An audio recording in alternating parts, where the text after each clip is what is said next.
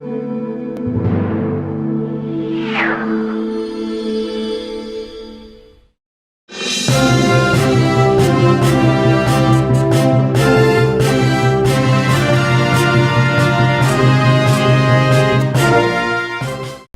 et messieurs, bonjour à tous.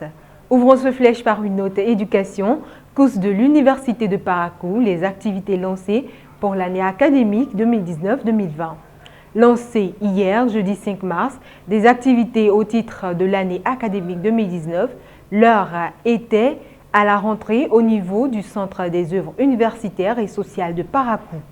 La cérémonie présidée par la ministre de l'Enseignement supérieur et de la Recherche scientifique, Éléonore Yahi Ladécan, était placée sous le thème « L'art, la culture et le sport, levier de développement socio-économique d'une nation ». En accordant une attention soutenue aux œuvres sociales et universitaires, l'objectif poursuivi par le gouvernement, insiste la ministre, est de veiller à l'amélioration du bien-être des étudiants et d'une manière générale aux conditions de vie et de travail des différents campus universitaires du pays. Les œuvres sociales constituent désormais une partie intégrante du programme numéro 57 du ministère intitulé « Vie de l'étudiant » a confié la ministre, lequel est essentiel dans la politique nationale de l'enseignement supérieur. En prélude à cette rentrée sociale, il y a eu une rencontre de vulgarisation de l'arrêté interministériel du 11 février 2020 portant conditions et modalités d'octroi de l'aide de l'État aux organisations étudiantines. C'était en présence des responsables des étudiants des 4 universités publiques du Bénin. Allons cette fois-ci au marché, 11e édition du marché des arts du spectacle d'Abidjan. La délégation béninoise s'engage à honorer le drapeau national. Le Bénin sera présent à la 11e édition du marché des arts du spectacle d'Abidjan, Massa, qui se tiendra du 7 au 14 mars prochain. Avant le départ de la délégation des artistes béninois, le directeur de cabinet du ministre du Tourisme, de la Culture et des Arts leur a transmis hier jeudi 5 mars les encouragements du pays et le drapeau national.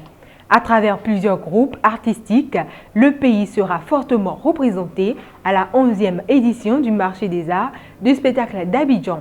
Dans la catégorie musique, on retrouve Jos Pinto pour le théâtre, la troupe Djogbe, dans la catégorie danse, la compagnie Oshola et pour la magie, Thibaut, le magicien national et bien d'autres. Cette 11e édition est placée sous le thème Afrique Monde et se tiendra sur plusieurs sites, notamment à Abobo, Trècheville et Cocody. Environ 2000 artistes et professionnels sont attendus au Massa 2020, dont le Canada, qui est le pays invité d'honneur. Passons à l'international au Havre. Les acteurs du monde de la culture interpellent les candidats au municipal. Ils se disent inquiets et mobilisés. Artistes et structures culturelles du Havre ont adressé une lettre ouverte aux candidats se présentant au municipal. Les acteurs culturels sont inquiets et alertent les candidats au municipal parce que le manque d'interlocuteurs et de contenu ont petit à petit effacé l'idée que nous faisons d'une politique culturelle au service d'une population. Dans une lettre ouverte, 58 signataires demandent aux prétendants à la mairie de décliner leurs projets de politique culturelle, quel budget, quel projet. Ils sont directeurs de salles, comédiens, artistes plasticiens et signataires de la lettre ouverte adressée aux candidats au municipal et ne cachent pas leur inquiétude en raison de la disparition depuis quelques années déjà d'une dynamique culturelle présente dans la ville.